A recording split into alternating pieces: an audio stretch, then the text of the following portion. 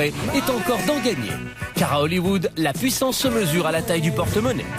Les stars sont prêtes à tout pour l'argent, tout simplement parce que l'argent, c'est le pouvoir. Voilà. Qu'ils soient chanteurs, comédiens ou top modèles, la plupart des célébrités ne se contentent plus des revenus de leur activité artistique et n'hésitent pas à multiplier les activités lucratives.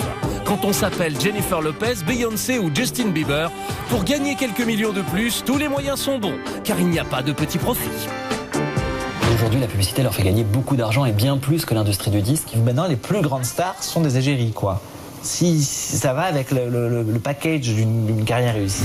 Contrats publicitaires mirobolants, produits dérivés en tout genre, prestations privées pour des milliardaires, les stars vendent leur image au plus offrant, quitte à entacher leur crédibilité et risquer la banqueroute. On fait fortune en quelques mois. Je suis persuadé qu'Hannah Montana elle-même ne connaît même pas un dixième des produits dérivés, dont elle a pourtant signé l'autorisation. Qu'est-ce qui motive les stars à vouloir toujours plus d'argent? Cette chasse au dollar est-elle bonne pour leur image? Existe-t-il un danger à se vendre sans compter? Enquête.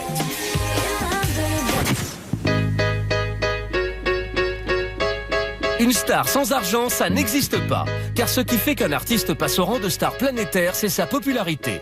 Et plus on est célèbre, plus on est sollicité, et plus la taille des cachets augmente. Il y a une nouvelle élite quelque part qui sont les stars et qui ont tous les privilèges et qui ont qui fascinent tout le monde. Et du coup, l'argent appelle l'argent. Dès qu'il y a un gros chèque à la clé, les stars ne se refusent rien. Soirée privée, inauguration d'hôtels de luxe, en monnayant sa présence, une star peut gagner des millions de dollars en une seule soirée. C'est une pratique assez courante en fait dans le milieu, que ce soit en France ou à l'international. Ça s'appelle des ménages chez les artistes en fait. Ça permet un petit peu de mettre du beurre dans les épinards. Dans la grande majorité, cet argent n'est pas déclaré auprès du fisc. Le problème, c'est que certaines prestations peuvent prêter à controverse. Et cela ne date pas d'hier.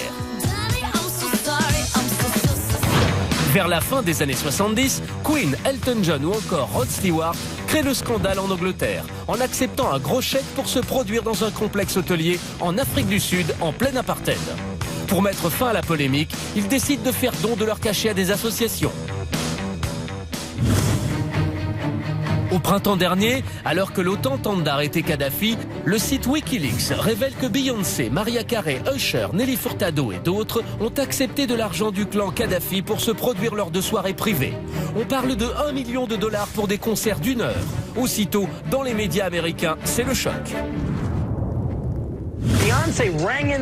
Beyoncé a passé le nouvel an à Saint-Barth et a chanté à une fête organisée, tenez-vous bien, par le fils du dictateur libyen Mouammar Kadhafi. Les gens disent que les stars n'ont pas besoin d'argent, mais même si Beyoncé s'est fait 100 millions de dollars cette année, 2 millions c'est pas rien. Leurs idées, leurs points de vue sur la politique internationale, ce serait vraiment beaucoup leur demander. Je pense qu'ils regardent juste le montant qu'il y a sur le chèque et puis ils ne se posent pas plus de questions que ça. Pour couper court au scandale, l'agent de Beyoncé finit par certifier que la chanteuse a reversé l'argent reçu par le clan Kadhafi au profit des victimes des tremblements de terre de Haïti. Nelly Furtado a quant à elle publié un message sur son Twitter. En 2007, j'ai reçu 1 million de dollars du clan Kadhafi pour une prestation de 45 minutes dans un hôtel en Italie. Je vais en faire un don. La diva Mariah Carey est elle aussi tombée dans le panneau. En 2009, elle a touché 2 millions de dollars pour chanter 4 chansons devant un des fils du dictateur libyen. Elle tente ensuite de se justifier devant la presse. J'étais naïve et je n'ai pas réalisé pour qui j'allais chanter. C'est une leçon pour tous les artistes. Nous devons faire plus attention aux personnes pour qui nous donnons des représentations.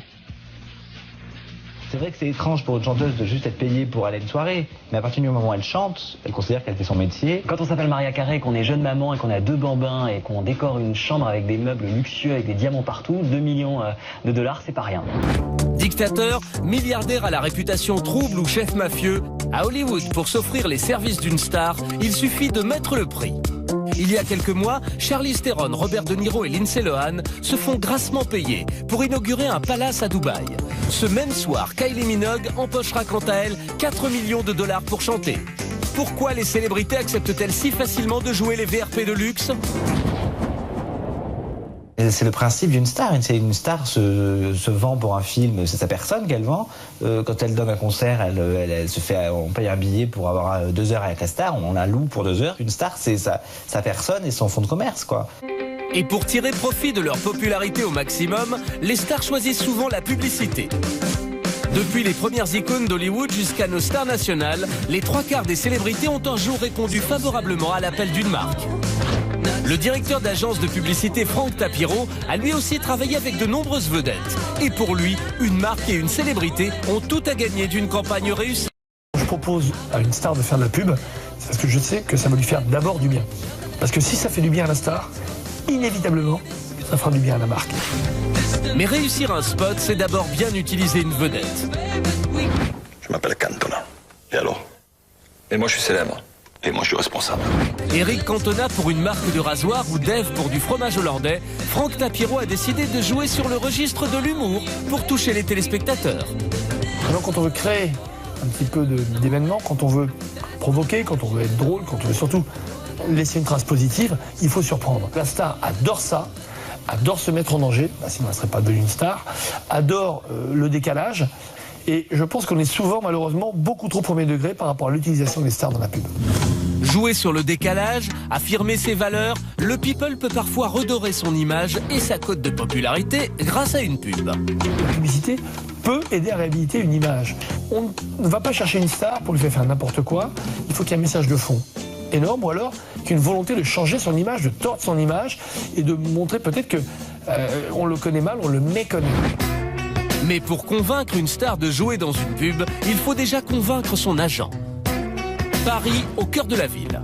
Nous avons rencontré Mounir, agent de star, dans un lieu prestigieux de la capitale. Toujours entre deux rendez-vous et avec un vrai planning de ministre, ce citadin de premier ordre passe sa vie en déplacement au service des stars. 90% du temps, je suis en extérieur, je suis rarement au bureau. Tous mes rendez-vous se font chez mes clients, dans des lieux également improbables comme des hôtels, des aéroports, dans des restaurants. Donc je suis toujours amené à me déplacer vers mes clients. Et s'il se déplace constamment, c'est qu'il a une place capitale dans la vie des stars et en particulier dans leur carrière. Souvent dans l'ombre, il gère tous les contrats publicitaires des stars pour booster leur succès et leur fortune. Quand nous avons des personnalités qui nous demandent de développer leur activité financière, donc là ça demande un vrai travail de commercial, de contacter les directions marketing des marques et de pouvoir leur proposer les services de nos clients. Mais ce n'est pas si simple. Pour cet agent, les négociations se chiffrent en millions. Les contrats varient selon le niveau qui fait appel à nos services. C'est souvent pour leur trouver une personnalité qui soit en adéquation avec leur marque. Donc souvent pour un lancement de produit, ça peut être également pour l'organisation d'un événement et faire venir des personnalités. Des coups de pub, nos stars en ont souvent besoin et elles l'ont bien compris. Elles n'hésitent pas à jouer des coudes pour décrocher des contrats qui leur rapportent souvent plus que leur carrière. De toute façon, l'intérêt pour une personnalité d'être présente dans un contrat publicitaire, c'est uniquement un intérêt financier. Heureusement, les stars peuvent compter sur leur agent. Si leur carrière connaît souvent des creux, l'objectif numéro 1 est de rester sous les feux des projecteurs. Une compétition, il ne faut pas oublier que ça reste que des personnalités, des êtres humains. Ils ont également une envie de briller. Donc à partir de là, il y a un objectif pour être choisi lors des castings pour jouer le premier rôle. Et si ces contrats publicitaires restent le meilleur moyen de garder leur fortune, ils sont encore tabous. Car si les célébrités aiment gagner de l'argent, pas question pour elles de dévoiler le secret de leur richesse. Vous avez même des personnalités françaises qui refusent de faire des contrats publicitaires en France pour une question d'image, parce que tout simplement, ils n'ont pas spécialement envie qu'on leur reproche de gagner de l'argent. Une vérité en France, mais aussi outre-Atlantique. À défaut de se voir proposer une campagne de pub prestigieuse, les stars américaines ont trouvé le bon filon pour se faire beaucoup d'argent rapidement. Tourner une publicité au Japon. C'est là aussi qu'elles ont les contrats les plus lucratifs, quoi. C'est-à-dire qu'une marque française va pas payer aussi cher qu'une marque, d'abord au Japon, ils sont plus nombreux, et puis c'est un public très acheteur, quoi. Donc à mon avis, c'est aussi par rapport au montant du cachet qu'on leur donne. Britney Spears ou encore Cameron Diaz peuvent toucher jusqu'à 5 millions de dollars pour une journée de tournage.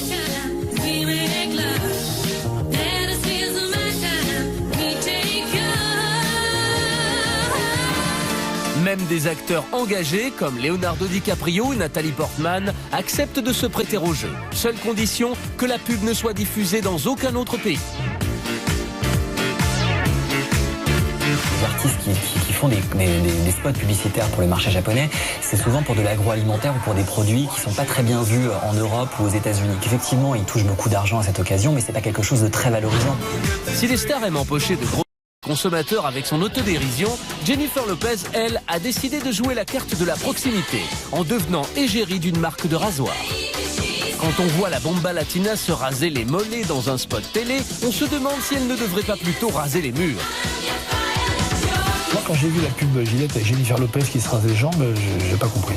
J'ai pas compris parce que je trouve ça très bas de gamme.